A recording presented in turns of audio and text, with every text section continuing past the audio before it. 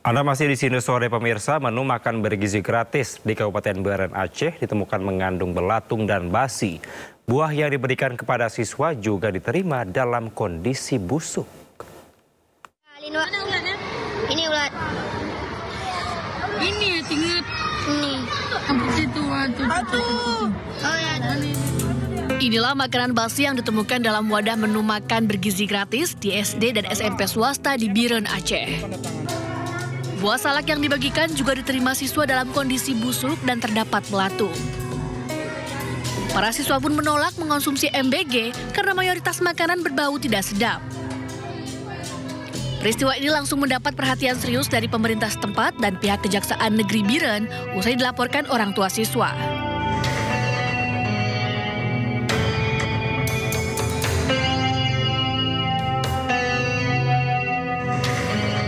Iya, di awal itu setelah kita bagian omprengan ke siswa SD Askia dan SMP Askia, tidak lama selang waktu datang wali kelas yang membawakan beberapa omprengan dengan melaporkan kepada saya bahwa nasinya sudah berlendir dan mengeluarkan bau yang cukup menyengat.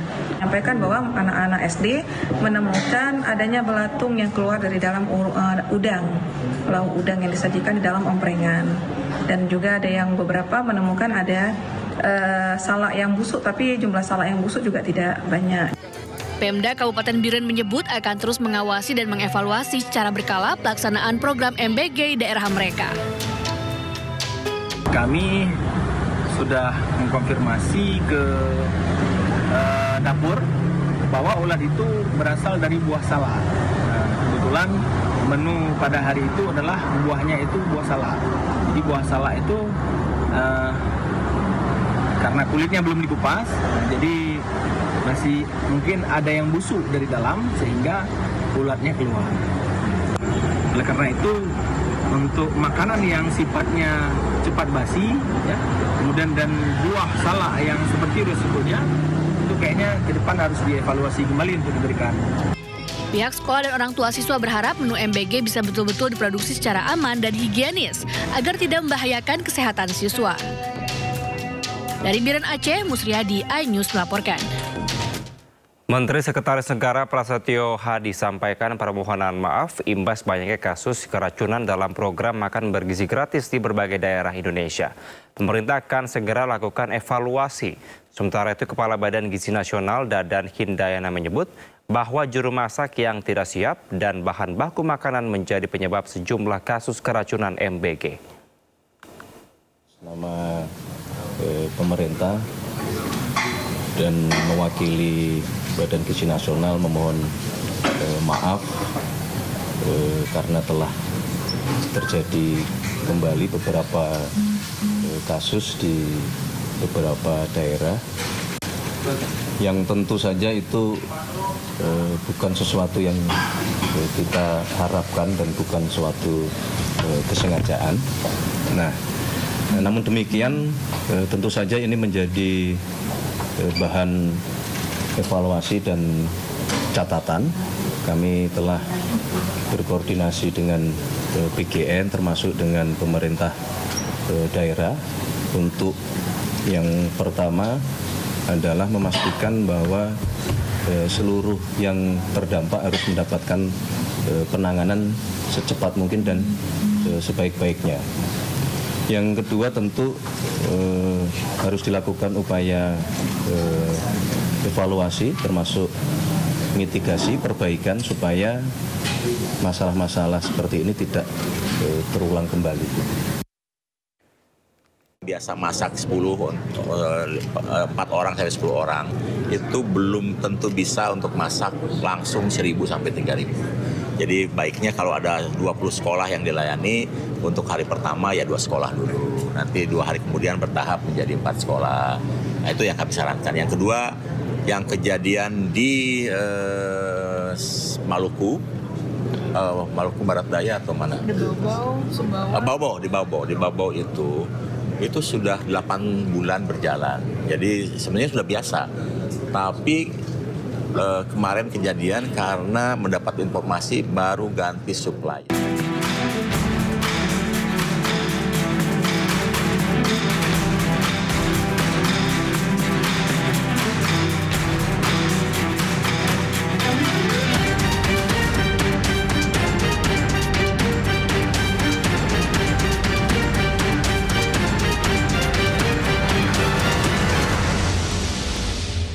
Beragam upaya dilakukan para pelaku usaha SPBU BBM swasta demi pertahankan karyawannya.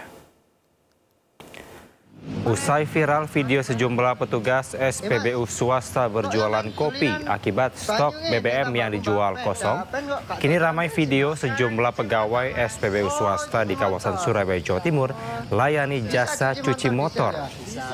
Pelayanan resmi cuci motor ini dibuka dari jam 6 pagi hingga 10 malam dengan tarif Rp20.000 per motor. Sementara itu untuk ketersediaan BBM di SPBU swasta ini kini dalam keadaan terbatas. Manualannya. Mas. Bukanya sampai kapan, Mas? Kelangkaan BBM SPBU swasta terus mengundang iba. Di tengah ancaman PHK, pegawai SPBU swasta terpaksa banting setir berjualan aneka dagangan menyiasati ketiadaan stok BBM. Sampai jualan durian montong, bayangkan. Jualan kue, jualan... Kita juga ada durian montong atau kue lapis ya. Kalian mampir ya. Kesian sih. Masyarakat terus membagikan cerita momen pegawai SPBU swasta terpaksa menjajakan aneka dagangan di tengah langkanya stok BBM. Tak hanya di lokasi SPBU, karena kosongnya stok BBM di sejumlah SPBU swasta, para pegawai berkeliling menjajakan kopi, berharap bisa menjemput rezeki. Fenomena ini bukan soal kreativitas, namun karena ancaman PHK yang membayang jika kelangkaan terjadi entah sampai kapan. Kelangkaan stok bahan bakar minyak di SPBU swasta terjadi sejak akhir Agustus 2025 dan masih terjadi hingga kini.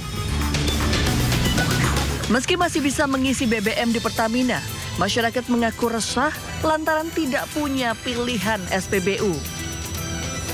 Di tengah isu monopoli yang diharapkan tidak benar terjadi, gerak cepat pemerintah mencari solusi masih terus dinanti. Sementara Menteri Energi dan Sumber Daya Mineral Bahlil Lahadalia menjelaskan kesepakatan yang dihasilkan dalam rapat antara Badan Usaha Penyedia BBM swasta dan Pertamina. Pihak swasta setuju berkolaborasi dengan pemerintah. Menurut Bahlil, kuota impor BBM swasta telah diberikan sebesar 110% dibandingkan tahun 2024. Namun jatah 110% yang diberikan habis sebelum 31 Desember. Pemerintah memutuskan mekanisme impor dilakukan bersama antara pemerintah dan pihak swasta. Teman-teman, saya ingin menjelaskan bahwa impor ini bukan satu pintu. Kuota impornya ini kan sudah diberikan 110% dibandingkan dengan tahun 2024. Contoh, kalau AKR dapat 1 juta kiloliter 2024, maka di 2025 itu ditambahkan 10%, berarti 1.100.000 kiloliter. Dalam prosesnya ada kekurangan, jadi kekurangan itu yang diberikan. Jadi nggak ada itu satu pintu mas. Ke Pertamina itu pakai kontrak spot atau ICP? Nanti B2B lah, negara tidak boleh mengatur juga sampai teknis begitu. Kita sudah sepakat open book dan bisnis to bisnis dari mereka. Ya. Stabil, harga tidak ada kenaikan-kenaikan, harga stabil tergantung harga ICP dunia. Ya.